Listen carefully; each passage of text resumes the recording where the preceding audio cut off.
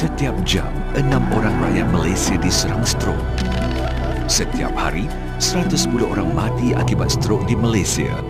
Adakah anda bakal menjadi mangsa seterusnya? Universiti Sains dan Sastra Kurashiki, Dr. Hiroyuki sedang membuat kajian dan penyelidikan mengenai trombas yang akan mengundang penyakit seperti embolisme dan sebagainya. Dr. Hiroyuki Sumi adalah orang pertama yang bertanggungjawab menemui sejenis bahan lekit dalam NATO yang dipercayai mengandungi komponen yang dapat mencairkan darah. Trombas adalah sejenis kumpulan protein istimewa yang terbentuk dalam darah yang berupaya melambatkan pengaliran darah. Keadaan ini jika dibiarkan boleh mengakibatkan pelbagai jenis penyakit seperti embolisme cerebral, infarksi miokardial atau dementia dan sebagainya. Sebagai seorang berbangsa Jepun, amalan pengambilan NATO menjadi kegemaran saya. Oleh kerana NATO mengandungi enzim yang bermutu tinggi, saya berfikir NATO barangkali dapat berfungsi sebagai bahan yang dapat melarutkan trombas. Saya cuba meletakkan sedikit NATO ke atasnya dan saya mendapati trombas yang biasanya larut dalam masa 18 jam dilarutkan hanya dalam tempoh 1 hingga 2 jam sahaja. Penemuan ini pada mulanya adalah secara kebetulan sahaja. Persoalannya, apakah fungsi yang dapat kita menafaatkan daripada bahan lekit ini? Mari kita perhatikan proses uji kaji ini. Dalam radas ini tersedia bahan protein istimewa yang serupa dengan trombas, iaitu darah beku. Titiskan setitis bahan lekit ke atasnya. Perhatikan perubahan berlaku. Sekarang, kita dapat melihat dengan jelas kesan tindakan bahan lekit ini bertindak melarutkan trombas tiruan ini secara perlahan-lahan. Proses larutan ini hanya mengambil masa sekitar 2 jam sahaja. Daripada uji kaji ini, kita dapat rumuskan bahawa NATO memang mengandungi enzim yang benar-benar berkesan untuk melarutkan trombas, iaitu darah beku. Penemuan ini adalah buat pertama kali di dunia. Enzim yang ditemui Dr. Hiroyuki Sumi ini dinamakan sebagai natokinase. Kewujudannya banyak sekali dalam bahan lekit NATO. Yang paling mengagumkan ialah dalam badan kita hanya terdapat sejenis enzim pelarut trombas. NATO pula mempunyai enzim ini. Jika kita makan NATO secara terus, hanya sebahagian daripadanya akan diserap. Yang lain pula akan bertindak untuk mengaktifkan enzim dalam badan. NATO yang masuk ke saluran penghadaman akan berfungsi di bahagian hujung duodenum melalui bahagian perut. Keadaan ini telah dibuktikan melalui penyelidikan. Trombas berlaku mengikut keadaan tahap kesihatan tubuh badan seseorang. Pada kebiasaan, ia bermula pada waktu malam sehingga awal pagi. Kita akan diserang penyakit sekiranya trombas terbentuk dalam saluran pembuluh darah. Menurut kajian, kejadian trombas jarang berlaku pada waktu siang, maka pengambilan NATO kurang memberi kesan jika dimakan pada waktu siang. Oleh itu, NATO digalakkan supaya diambil selepas makan malam. Encik William Lenny, seorang pakar kimia dari Amerika Syarikat, pernah menyatakan bahawa saya mengetahui NATO semasa melawati negara Jepun dan saya mendapati NATO adalah antara makanan kegemaran bagi kebanyakan masyarakat Jepun. Setelah mendalami pengetahuan mengenai NATO, saya mendapati bahawa NATO adalah sangat baik untuk mencegah dan merawat trombas. Natokinase, sejenis enzim aktif yang terdapat dalam NATO. Fungsinya diakui sangat berkesan bagi melarutkan trombas. Ia dapat dibuktikan keberkesanannya setelah beberapa kali eksperimen ke atas haiwan dilakukan. Keberkesanannya jauh di luar jangkaan saya dan ini sungguh mengagumkan sekali. Oleh kerana ia merupakan makanan semula jadi, ia tidak mengandungi sebarang kesan sampingan. Ini mungkinlah cara terbaik untuk mencegah penyakit trombas.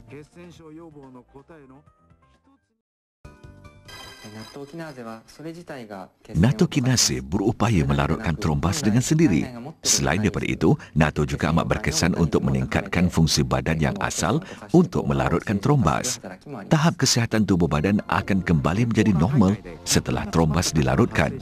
Lazimnya, apabila didapati trombas wujud dalam saluran pembuluh darah yang sihat, enzim fibrinolytik akan terbentuk pada bahagian berkenaan dan melarutkan trombas tersebut. Namun demikian, gaya hidup orang zaman moden menyumbang kepada berlakunya kecederaan saluran pembuluh darah yang tidak sempat menghasilkan enzim fibrinolytik. Pengambilan natokinase dapat mempertingkatkan fungsi enzim fibrinolytik dan mengembalikan kesihatan badan kepada keadaan yang normal. Ini bermakna semasa natokinase bertindak mencairkan trombus dalam saluran pembuluh darah, dalam waktu yang sama, ia juga bertindak mempertingkatkan fungsi enzim fibrinolytik. Inilah sebenarnya rahsia keupayaan dua fungsi natokinase. Kini penyakit-penyakit pembuluh darah berubah dari berpecah kepada tersumbat. Oleh sebab terdapat terlalu banyak pembuluh darah dalam badan kita, sekiranya terdapat antara saluran pembuluh darah yang tersumbat, yang lainnya akan bertindak untuk menggantikan yang tersumbat bagi meneruskan pembekalan oksigen dan zat-zat kepada sel-sel seluruhnya. Namun demikian, sekiranya saluran pembuluh darah dalam otak dan jantung tersumbat, sel-sel di bahagian hujungnya akan cepat mengalami kerosakan. Biarpun trombas wujud dalam saluran pembuluh darah yang sihat, pelbagai faktor lain juga adalah sebagai penyumbang dan boleh mengakibatkan darah tersumbat oleh faktor trombas. Dengan adanya natokinase sebagai enzim yang paling berkesan, mampu bertindak bagi menormalkan fungsi pelarutan trombas dalam badan kita. Keadaan spesies oksigen reaktif juga boleh merosakkan pembuluh darah. Selain itu, gaya hidup moden seperti diet, makanan yang mengandungi lemak yang tinggi dan gula yang berlebihan, kurang bersenam, tekanan perasaan, diet yang tidak seimbang, merokok dan sebagainya juga adalah faktor-faktor yang menyumbang kepada kewujudan spesies oksigen reaktif. Menurut kajian, kebanyakan keadaan saluran pembuluh darah dalam badan masyarakat zaman moden ini biasanya mengalami kecederaan dan berkeadaan sempit pada bahagian dalamnya. Amalan gaya hidup yang negatif boleh mengundang pembentukan trombas dan keadaan akan menjadi lebih tersumbat. Bagi mereka yang beranggapan bahawa dirinya tidak mungkin diserang trombas, apakah betul-betul terbebas dari masalah ini? Perhatikan gambaran trombas tiruan yang dihasilkan dalam larutan garam dengan air ini. Eksperimen ini menunjukkan bahawa dalam tabung uji ini telah ditambah dengan serbuk natokinase. Kita dapat memerhatikan bagaimana ia melarut. Inilah kuasa natokinase yang mengagumkan. Bilakah masanya keadaan trombas menjadi lebih mudah terbentuk dalam saluran pembuluh darah? Semasa kita tidur pada waktu malam, badan kita menyerap zat-zat yang diambil pada waktu siang dan menyebabkan trombas lebih mudah terbentuk.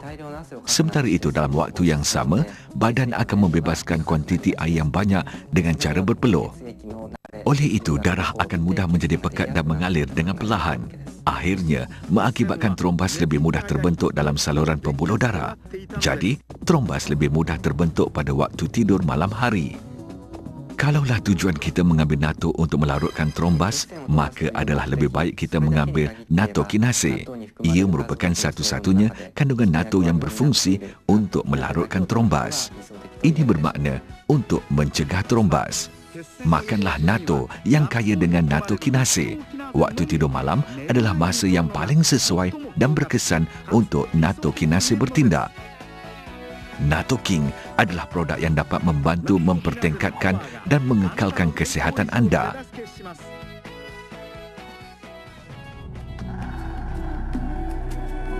Nasib tidak menjamin anda tidak akan diserang strok, kerana nasib tidak selalunya menyelebelahi anda. Mencegah adalah lebih baik daripada merawat.